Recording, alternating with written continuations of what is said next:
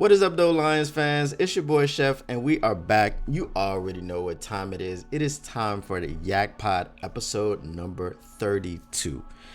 And without further ado, you already know what we are talking about because this is that time. Yesterday was day 1, today is day 2, and we are going to be talking about the free agency period and some of the moves that have been made pertaining to the Lions and some of the other teams around the league. Now, before we get started, I'm going to ask you to go ahead and subscribe. Hit that button down there. Turn on your notifications. Smash the like button as well. Share it with your friends. All these things. It really helps me get the algorithm on my side. And if you are enjoying this content, you want the algorithm on my side too. Now, we are talking about free agency, and the biggest news is that Danielle Hunter will not be a Detroit Lion. He has returned home to Houston, Texas. That is right. Danielle Hunter is going home. And that's one big thing that I want to talk about because I know a lot of people are mad at Brad Holmes. I personally wanted Danielle Hunter. The contract was, I think it was 2 years, $49 million, with $48 million guaranteed. So that was about $24.5 million per year. Not a huge contract. Looking at how not Danielle Hunter, but looking at how Christian Wilkins yesterday got $27 million per year. And the reports were that Danielle Hunter wanted $30 million per year or more. But again, let's look at the factors. A lot of people are mad at Brad Holmes. They're calling him Dollar General. They're saying he doesn't want to spend any money. He doesn't want to do this. He doesn't want to do that. Now, one thing that Brad did tell us before all of this started was that he is leery about adding external guys and paying them lots of money, obviously because you don't know those guys like you know your own guys. But here's the other thing that people I don't think are taking into consideration. This is called free agency, not trade agency. When you trade for a player, that player doesn't really have any choice as to whether he plays for you or not, whether he joins the team or not. There have been some situations and some circumstances where, a player might refuse to play, or, on the back end, they might be talking to the player like, look, we're thinking of trading you to this place or that place. And the player can say, no, I don't want to play there. Especially if they're in a contract year, an extension or whatever is looking to be had. And they might just say, I'm not going to sign an extension in this place. So if you trade me there, trade me at your own risk. It is what it is. I think a few years ago, there was one player that said that he wouldn't even report if he was traded to a certain team. So, those things can happen when you are trading for players. But as I said, this is free agency. The players are free to do what they want. They are free to go where they want. They are free to sign who they want to sign to, move where they want to move, etc., etc. Like yesterday, I saw something where this guy was just losing his mind on Kirk Cousins about how Kirk Cousins is just a horrible person because he wants to chase money. He doesn't want to win a ring, and he'll never win anything because all he's concerned about is money. Listen, yesterday I said that Kirk Cousins I want him and his agent as my business mentors. This man has made $411 million. This contract will see that he gets paid out $411 million. All of us know, and especially if you watch the Netflix series Quarterback, all of us know that Kirk Cousins has a family. Kirk Cousins has a wife and I believe 2 children. Kirk Cousins is the breadwinner of that family. And it's Kirk Cousins' job to support his family. Now, a lot of us could do it on a lot less than $411 million. I could do it on $40 million. Look, 10%, you know. Yeah, but I could do it on a lot less than that. Most of us could do it on a lot less than that, but most of us aren't in the business of football. We're somewhat in the business of football. I talk about football. Other people talk about football, but only the people that are playing and getting people to sign the deals, signing the deals, making the deals, etc., front office people, agents, NFL players, personnel, all these people are in the business of football. And when you're in the business of football, a lot of money is thrown around. You're making a lot of money. You're making a lot of money. You're making a lot more than the average person makes in their entire lives in just a few years. You're making more than what the average person makes in their entire lives in 1 year. And that 1 year is basically 17 weeks. You get 17 game checks, and then when you go to the playoffs, if you get to the playoffs, you get some bonus money.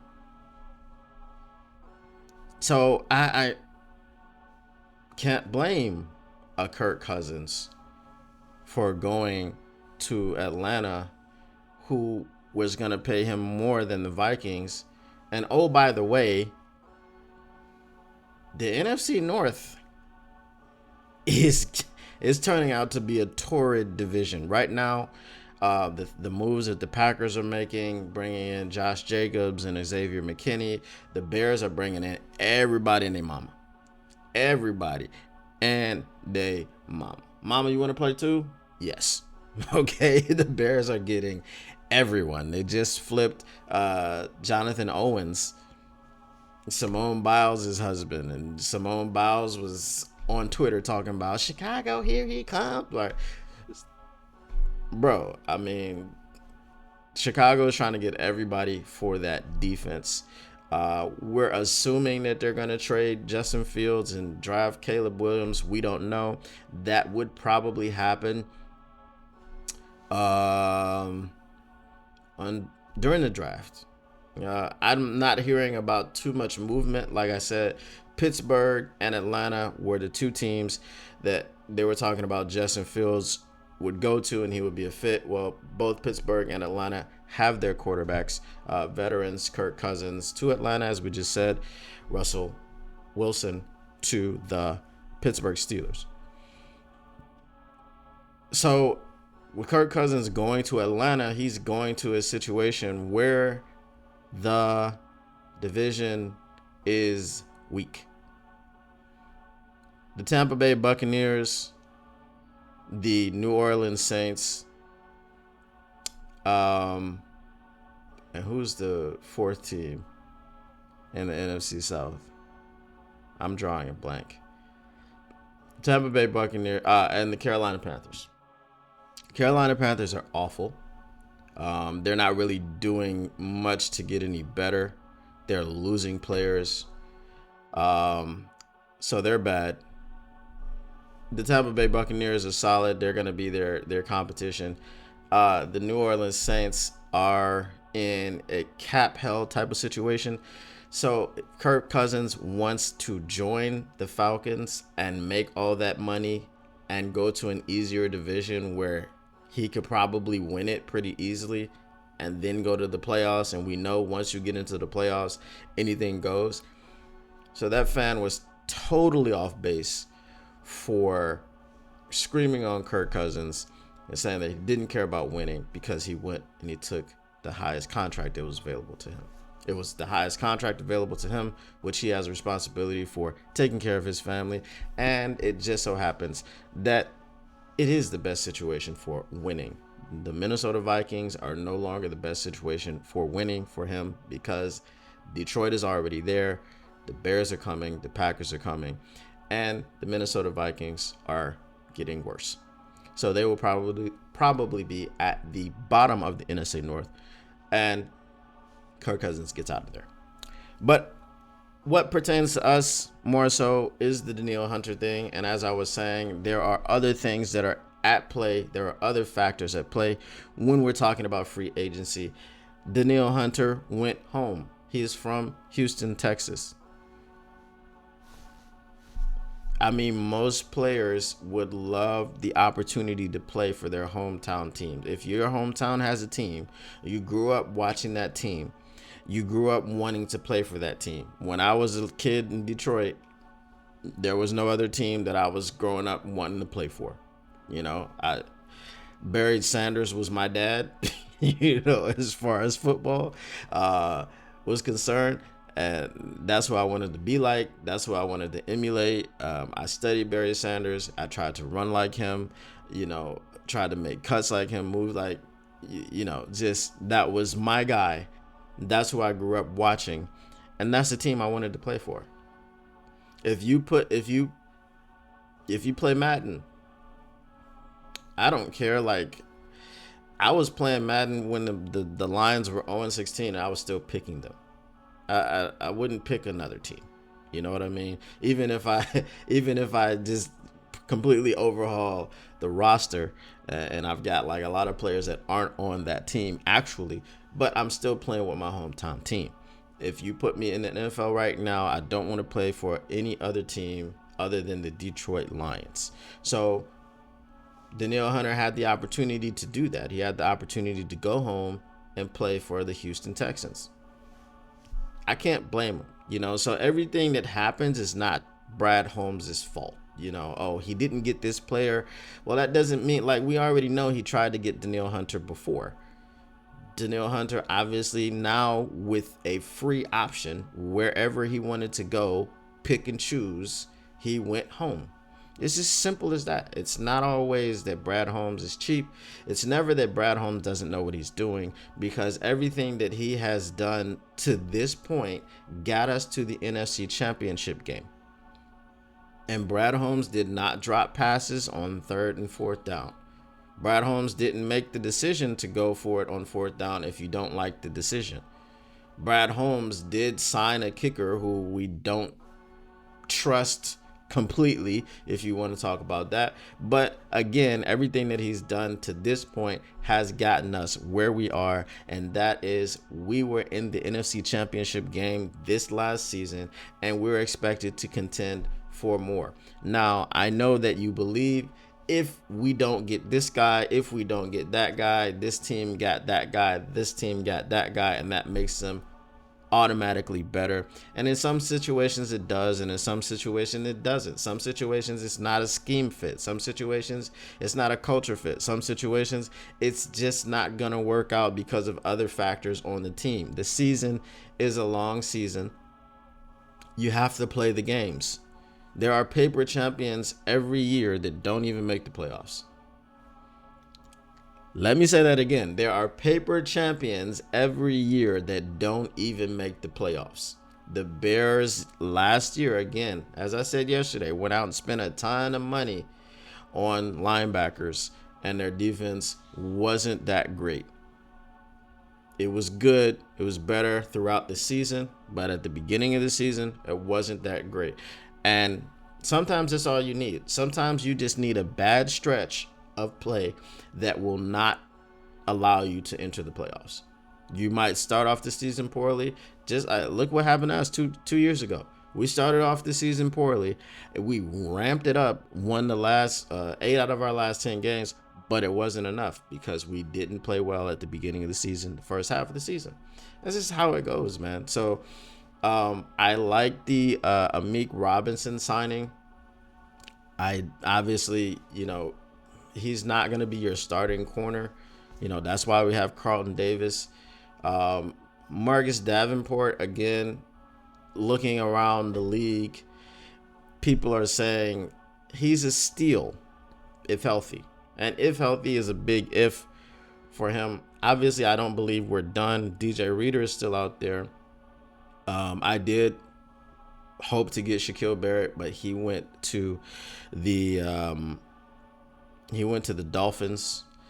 And there's other people available, man. This is just day 2. This is day 2. There are a lot of people freaking out right now because the big names are going off the board. And Brad Holmes did say, again, and I did this before, I talked about his press conference at the combine when he was talking about big fish and what do you think is a big fish. So right now everyone is thinking that big fish are the guys with the big names, but the big fish to Brad Holmes, as I said before, might be just a guy who is a really good football player that fits the scheme, that fits the culture and everything that he and Brad and Dan Campbell want. And that's your big fish, because he's going to fill a need and he's going to be a dog while he does it. So that's pretty much it, man. Like, y'all just got to relax, man. RELAX, like Aaron said. Just relax, man. Don't flip out. Let the thing play out. This is day number 2 of free agency. So we still have about 30 more or 28 more days of free agency. Then the draft is coming. Free agency doesn't like officially end. It's not like, okay, you can't sign people. You know what I mean? But we know, like, the first couple of weeks of free agency, really the first week of free agency is the only thing that people really tend to look at, and they think that it's over. But again, camp, people are coming in, getting signed at camp. They're not waiting. They're waiting to sign deals until camp. Things of this nature. If you got some of your veterans that don't want to go through training camp, they may sign after camp. All these types of things are in place. So we just have to remember, man, this is a marathon. It is not a sprint. And then when the draft comes up, we know that Brad Holmes is a drafting wizard. Brad Holmes had 4 rookies contributing last season. 4 of them, right? Brian Branch, Sam Laporta, the electrician, Jahmyr Gibbs, and Jack Campbell. Sam Laporta and Jahmyr Gibbs went to the Pro Bowl. Sam Laporta was an All-Pro, second team All-Pro in his rookie season. So we know Brad Holmes can find talent in the draft. We know he's an extremely good talent evaluator. Free agency is different. He's had some hits, he's had some misses, but he's also had hits that helped us go to the NFC Championship game. David Montgomery, Graham Glasgow, Alex Anzalone, just to name a few. These people were large parts of what we did last season to take us to the NFC Championship game. So until Brad Holmes just turns into Bob Quinn, man, I'm going to trust that man, because he has a plan. He's executing his plan. He's sticking to his plan. And we may not like some parts of his plan. We may not like it. I really wanted Danielle Hunter. But again, as I said, there are other factors in free agency which we're not privy to. We're not privy to the negotiations. We're not privy to the talks. What's being asked specifically.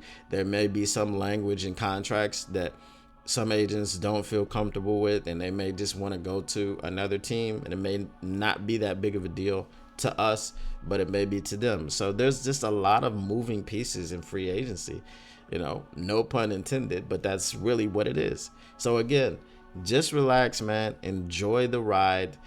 I know it can be stressful at times when you're looking at other teams in your division and they're signing this, that, and third thing. But again, that's often not the way that you build teams, just by signing this guy and that guy, and they just don't mesh. They don't fit. Remember the Dream Team Eagles. Remember the Dream Team Eagles that were supposed to win. They were supposed to win the Super Bowl, and they had Vince Young, and they just got everybody. I don't think they made the playoffs that year. I think they were like 8-8 or something like that. So just strap in, enjoy the ride, like, share, subscribe, send it to your friends, let them know what's going on here, because we're doing it every day. We're doing it 5 days a week, Monday through Friday, 10 p.m. That's when we're here. That's when you can see us. Till next time. Peace.